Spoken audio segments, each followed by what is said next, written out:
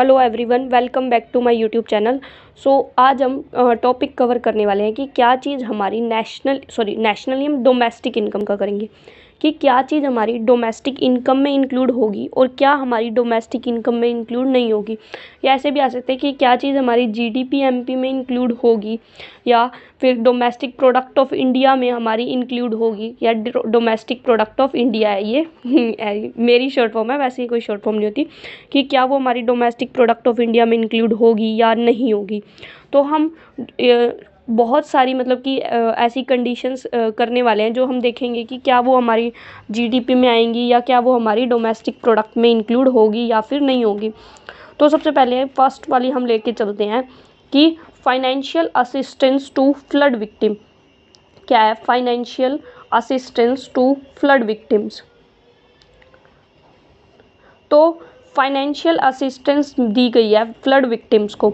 तो financial assistance मतलब कि पैसे की फॉर्म में कुछ हेल्प की किसने, मतलब गवर्नमेंट ने या किसी ने भी की कर सकते हैं फ्लड विक्टिम्स, मतलब कि जो लोग फ्लड में फंस फूस गए थे। तो ये क्या है? ये कोई फैक्टर इनकम तो है नहीं, ये क्या है? ये एक ट्रांसफर पेमेंट है, क्योंकि इसके लिए जो फ्लड विक्टिम्स है उन्होंने कोई काम तो नहीं किया, उनको तो जस्ट एक हेल्प एज अ चैरिटी दी गई है। तो ये क्या है? Transfer payment. तो ट्रांसफर पेमेंट तो हमारी ना डोमेस्टिक में आती है ना ही नेशनल में आती है, तो ये तो हमारी इंक्लूड नहीं होगी। किसके अंदर? डोमेस्टिक में भी नहीं होगी, नेशनल में भी नहीं होगी। क्या? Financial assistance to flood victims. फिर अगर हम दूसरा करें तो दूसरा है हमारा profit earned by branch of foreign bank. कि एक फॉरेन बैंक की क्या थी? ब्रांच थी, branch of foreign bank in India. ठीक है, कि एक फॉरेन का बैंक था। क्या था? फॉरेन का बैंक था। मान लो सपोज यूएसए, ऑस्ट्रेलिया, अमेरिका, कहीं का भी कोई बैंक था, फॉरेन बैंक था, उसने इंडिया के अंदर प्रॉफिट अर्न किया। उसकी ब्रांच कहाँ है? इंडिया में, और उसने इंडिया में प्रॉफिट अर्न किया। तो अगर कोई फॉरेन बैंक या फॉरेन कंपनी, ध्यान से सुनना, फॉरेन बैंक या फॉरेन कंपनी हमारे इंडिया में प्रॉफिट अर्न कर रही है, तो यस वो हमारी डोमेस्टिक टेरिटरी का पार्ट है। अगर वो हमारी डोमेस्टिक टेरिटरी का पार्ट है, डोमेस्टिक टेरिटरी मतलब जहाँ हमारी फ्री मूवमेंट है, जहाँ पर हम इजीली हमारी फ्री मूवमेंट है गुड्स और सर्विसेज की और हमारे देश के लोगों की, वो हमारी पार्ट होता है डोमेस्टिक टेरिटरी का। तो कोई भी फॉरेन बैंक है या कोई भी फॉरेन कंपनी है, अगर वो इंडिया के अंदर अर्न कर रही है या कुछ भी कर रही है, ठीक है, तो उसका जो प्रॉफिट उन्हें अर्न किया वो यस वो इंक्लूड होगा, क्योंकि ये हमारी डोमेस्टिक टेरिटरी ऑफ इंडिया का पार्ट है। वहीं अगर हम थर्ड करें, थर्ड हमारा ले लो कि salaries of Indian working in American embassy. की इंडियन है, ठीक है, वो अमेरिकन एम्बेसी में काम कर रहे हैं, और वो जो अमेरिकन एम्बेसी है वो कहाँ है? वो इंडिया में ही है। ठीक है, अमेरिकन एम्बेसी कहाँ है? इंडिया में। इसको तो चलो चाहे भूल भी जाओ, क्या ये अमेरिकन एम्बेसी है कहाँ? इंडिया में। तो मैंने क्या बोला कि डोमेस्टिक टेरिटरी का पार्ट है या नहीं? तो देखो, कोई भी फॉरेन बैंक था या कोई भी हमारी फॉरेन कंपनी थी, यस वो हमारी डोमेस्टिक टेरिटरी का पार्ट थी। लेकिन अगर कोई एम्बेसी है तो एम्बेसी के अंदर हमारी फ्री मूवमेंट नहीं होती, ना ही हमारे लोगों की, ना ही हमारी गुड्स एंड सर्विसेज की, चाहे वो इंडिया में ही है। जैसे हमारे इंडिया में अमेरिका की एम्बेसी है, इजराइल की एम्बेसी है, हमारे देश के लोग वहाँ यूँ ही खुले में नहीं घूम सकते, ठीक है, कि मैं तो भाई एम्बेसी देखने जा रहा हूँ। वहाँ फ्री मूवमेंट हमारी नहीं होती, भले ही वो इंडिया के अंदर है। तो ये हमारी डोमेस्टिक टेरिटरी मतलब इकोनॉमिक टेरिटरी का हमारा पार्ट नहीं माना जाता, और इसीलिए हम इस चीज़ को भी डोमेस्टिक टेरिटरी मतलब डोमेस्टिक प्रोडक्ट ऑफ इंडिया या फिर डोमेस्टिक इनकम में इंक्लूड नहीं करने वाले। क्यों नहीं इंक्लूड करने वाले?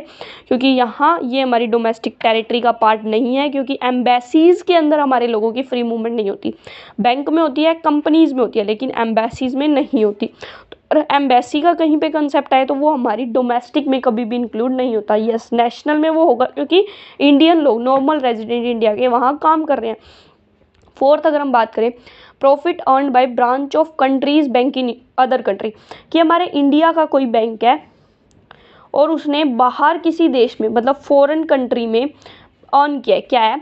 Profit earned bye branch of countries bank in other country, कि हमारे कंट्री के बैंक ने दूसरे कंट्रीज में क्या किया, प्रॉफिट अर्न किया।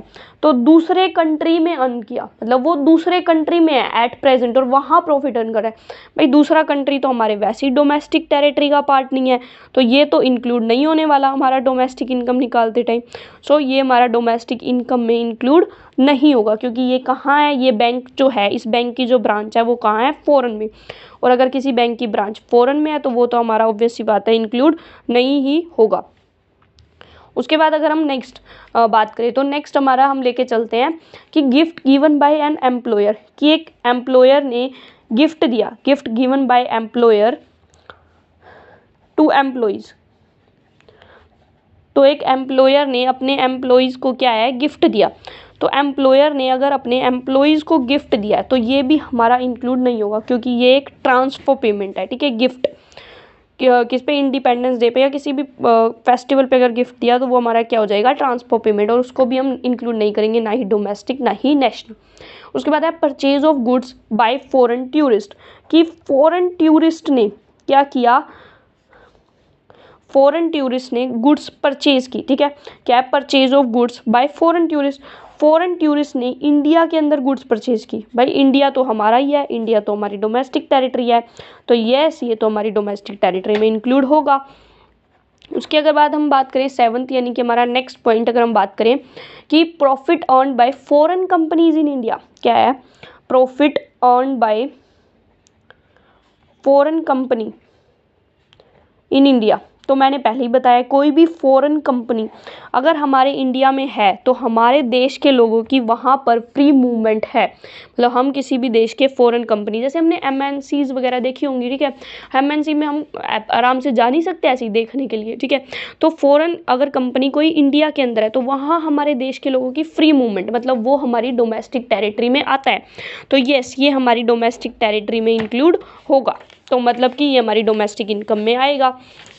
उसके बाद अगर हम नेक्स्ट लेके चलें तो हमारा नेक्स्ट अगर हम लें तो नेक्स्ट है हमारा salaries of Indian working in Russian embassy in India, कि रशियन एम्बेसी में वो काम कर रहा है, कहाँ पर, रशियन एम्बेसी में काम कर रहे हैं, और वो रशियन एम्बेसी जो है वो कहाँ है, इंडिया में। मतलब रशिया की एम्बेसी है और वो एम्बेसी कहाँ है, इंडिया में। लेकिन मैंने पहले ही बताया था कि एम्बेसी कभी भी हमारे देश में फ्री मूवमेंट नहीं होती गुड्स और सर्विसेज की, किसी भी फॉरेन एम्बेसीज में। हमारे देश में से इजराइल की एम्बेसी है, अमेरिका की है, तो हम उसमें ऐसे घूम नहीं सकते कि हम देखने जा रहे हैं, हमारे लोगों की फ्री मूवमेंट नहीं होती। तो इसीलिए एम्बेसीज अगर कोई हमारे देश में है और वो कुछ भी कर रही हैं तो उनका हमारे देश की डोमेस्टिक इनकम से कोई लेना देना नहीं है, तो यस ये इंक्लूड नहीं होगा, ठीक है। उसके बाद हमारा जो आता है profit earn by branch of state bank of India in Japan, कि एसबीआई ने जापान में प्रॉफिट अर्न किया, ठीक है। एसबीआई ने जापान में प्रॉफिट अर्न किया, भाई वो तो जापान में है, जापान तो वैसे ही हमारी डोमेस्टिक टेरिटरी का पार्ट नहीं है, तो यस ये भी हमारा नहीं इंक्लूड होगा, simple.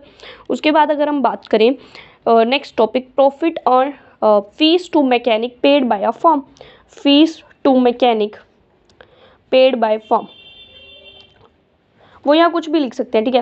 Fees to chartered accountant, इस तरह कुछ भी, क्योंकि आपने किसी को किसी फॉर्म ने पे की कोई भी फ़ी, मैकेनिक को, चार्टेड अकाउंट को, उसकी सैलरी, इस तरह से मतलब कुछ भी आ जाए, तो वो हम कभी भी फीस टू चार्टेड अकाउंटेंट अगर हम ले तो वो हम कभी भी नहीं लेते, हमारी डोमेस्टिक या नेशनल इनकम में हम नहीं लेंगे इसको, फीस टू मैकेनिक या फीस टू, क्योंकि ये एक फॉर्म के लिए ये एक क्या है, इंटरमीडिएट कॉस्ट है, तो इसीलिए ये हमारा इंक्लूड नहीं होगा, ना ही डोमेस्टिक में ना ही नेशनल के अंदर। उसके बाद हमारा जो नेक्स्ट आता है interest paid by individual on car loan taken from bank, कि एक इंडिविजुअल था, ठीक है, एक पर्सन ने क्या लिया, कार लोन लिया बैंक से, एक पर्सन ने कार लोन लिया बैंक से। देखो अब यहाँ दो कंसेप्ट आते हैं, अगर कार लोन किसी कंजप्शन पर्पज से लिया गया है और एक आता है किसी प्रोडक्टिव पर्पज से लिया गया, कंजप्शन पर्पस मतलब कि हम जैसों ने खरीदी है भाई घर में गाड़ी घूमने के लिए, ठीक है, तो वो होती है कंजप्शन। प्रोडक्शन पर्पस मतलब किसी फॉर्म वगैरह ने खरीदी है गाड़ी, जैसे कि किसी फॉर्म ने खरीदी ट्रांसपोर्टेशन के लिए, या फिर हम ऐसे ले सकते हैं किसी एक पर्सन ने खरीदी, वो अब टैक्सी ड्राइवर है भाई, वो टैक्सी चलाएगा और पैसे कमाएगा उस गाड़ी से। तो अगर किसी ने ली है कंजप्शन पर्पस से, या कार लिया प्रोडक्टिव, अगर कंजप्शन पर्पस से लिया है तो उस पर जो इंटरेस्ट वगैरह है वो, या खर्चा वगैरह है कोई भी, तो वो हम कभी भी इंक्लूड नहीं करते, ना ही हमारी डोमेस्टिक ने, ना ही हम नेशनल में, क्योंकि वो कंजप्शन पर्पस के लिए यूज़ हुआ है। वहीं अगर प्रोडक्टिव पर्पस के लिए वो चीज़ यूज़ हुई है तो येस वो हम इंक्लूड करेंगे हमारी डोमेस्टिक में भी, नेशनल में भी, क्योंकि वो एक इन्वेस्टमेंट एक्सपेंडिचर है। क्या है? इन्वेस्टमेंट एक्सपेंडिचर, ठीक है। उसके बाद अगर हम ले expenditure on purchase of a car for use by a firm, कि खर्चा किया किसी फर्म ने एक कार खरीदने पे, और वो कार जो है वो फर्म यूज़ कर रही है, वो फर्म यूज़ कर रही है। अगर कोई चीज़ कार है, बस है, कुछ भी है, ठीक है, अगर वो फर्म यूज़ कर रही है मतलब वो प्रोडक्टिव पर्पस में यूज़ हो रहा है, मतलब वो क्या है? एक इन्वेस्टमेंट एक्सपेंडिचर। तो यस, इन्वेस्टमेंट एक्सपेंडिचर पे किया गया खर्चा हम इंक्लूड करते हैं। सो बेसिकली हमने जो अभी तक ये किया कि डोमेस्टिक इनकम में क्या आएगा क्या नहीं आएगा, हमारा जो मेन फोकस था वो हमारा क्या था कि देखो कोई भी इंटरमीडिएट कॉस्ट है, इंटरमीडिएट कॉस्ट वो तो ऑब्वियस सी बात है नहीं आने वाली, इंटरमीडिएट कॉस्ट हमारी नहीं आने वाली कहीं भी, चाहे वो हमने किसी चार्टेड अकाउंटेंट को कुछ पे किया या कहीं भी कैसे भी पे किया, ठीक है। उसके बाद अगर हम बात करें तो उसके बाद हमने क्या लिया कि अगर कोई भी फॉरेन बैंक या फॉरेन कंपनी इंडिया के अंदर है, कोई भी foreign bank foreign company India में है, तो यस वो हमारी डोमेस्टिक टेरिटरी का पार्ट है, वो हम इंक्लूड करेंगे डोमेस्टिक इनकम के। वहीं अगर कोई फॉरेन एम्बेसी अगर इंडिया के अंदर है, कौन? फॉरेन एम्बेसी, तो एम्बेसी में हमारी मूवमेंट नहीं होती, तो एम्बेसी में चाहे सैलरी है चाहे प्रॉफिट है कुछ भी है वो हम इंक्लूड नहीं करने वाले, क्योंकि एम्बेसी में फ्री मूवमेंट नहीं है, वो हमारी डोमेस्टिक टेरिटरी का पार्ट नहीं है। उसके बाद हमने कि अगर कोई कार लोन या कुछ ऐसा है, अगर वो प्रोडक्टिव पर्पज़ के लिए यूज़ हुआ है तो येस वो इंक्लूड होगा, लेकिन अगर वो कंजप्शन पर्पज़ के लिए यूज़ हुआ है तो नो वो इंक्लूड नहीं होगा, ना ही डोमेस्टिक ना ही नेशनल के अंदर। तो आज जो हमने बेसिकली किया कि डोमेस्टिक प्रोडक्ट ऑफ इंडिया में क्या आता है, डोमेस्टिक प्रोडक्ट ऑफ इंडिया में क्या नहीं आता। अगर जैसे नॉर्मल सी जैसे हमने प्रिकॉशंस करी थी इनकम मेथड निकालते टाइम, जैसे और चीज़ें थी कि शेयर एंड बॉन्ड्स के ऊपर खर्चा किया, तो वो क्या आप लोगे? तो ना तो वो देखो डोमेस्टिक में आएगा, ना ही वो हमारा किस में आएगा? नेशनल में, क्योंकि शेयर्स और बॉन्ड्स के ऊपर जो खर्चा किया है, शेयर और बॉन्ड क्या है? एक पीस ऑफ पेपर है, उनसे कुछ भी प्रोडक्शन नहीं होने वाला, तो वो नहीं आता हमारे में। या जैसे हमने और प्रिकॉशंस की सेकंड हैंड गुड्स पे कोई खर्चा, तो सेकंड हैंड गुड्स पे कोई खर्चा हुआ है तो वो भी इंक्लूड नहीं होने वाला। वहीं अगर सेकंड हैंड गुड्स की सेल परचेज पे हमने कमीशन पे की है, ठीक है, तो यस कमीशन इंक्लूड होगी। या शेयर और बॉन्ड्स खरीदते टाइम ब्रोकरेज हमने किसी को दिया है, ब्रोकरेज भी काइंड ऑफ कमीशन ही होता है, तो वो भी इंक्लूड होगा क्योंकि हमने वो फैक्टर सर्विसेज के बदले पे किया, ठीक है। तो ये चीज़ें हमेशा ध्यान रखते हैं क्योंकि इस पे 4 मार्क्स का क्वेश्चन हमारा डेफिनेटली आएगा ही आएगा एग्जाम में, ठीक है। तो हमारे 4 मार्क्स जो हैं यहाँ से पक्के सिक्योर हो जाते हैं अगर हम ये वाला कंसेप्ट अच्छे से कर लेते हैं। और अगर आपको कोई भी मतलब डाउट है कि डोमेस्टिक टेरिटरी क्या होती है, नेशनल टेरिटरी मतलब नेशनल इनकम क्या होती है, या फिर नॉर्मल रेजिडेंट्स क्या होते हैं, कौन नॉर्मल रेजिडेंट्स नहीं है हमारे देश के, तो अगर ये सब अगर डाउट्स हैं तो ये सब मैं मतलब वीडियो जैसे ही लाइव मतलब कि हमारी पब्लिक हो जाएगी, उसके बाद कमेंट सेक्शन में वीडियो का लिंक डाल दूंगी जिसमें मैंने डिटेल में एक्सप्लेन किया कि ट्रांसफ़र इनकम में क्या आता है, फैक्टर इनकम में क्या आता है, वहीं हमारा डोमेस्टिक इनकम में क्या आता है, डोमेस्टिक टेरिटरी में क्या आता है क्या नहीं आता, बहुत डिटेल में कवर किया है। ऑलमोस्ट 1 आवर की वीडियो है वो, तो अगर आपको अभी भी कोई डाउट है तो वो देख लेना, और भी अच्छे से सारे कंसेप्ट क्लियर हो जाएंगे। सो thank you so much for watching my video, please like share and subscribe. और अगर आपको नेशनल इनकम पे भी सेम ऐसी वीडियो चाहिए कि नेशनल इनकम में क्या आता है क्या नहीं आता, तो भी आप वीडियो पे कमेंट सेक्शन में जैसे ही कमेंट सेक्शन आएगा उसमें मैसेज कर देना, सो हम उस पर भी वीडियो बना लेंगे। So thank you so much, bye.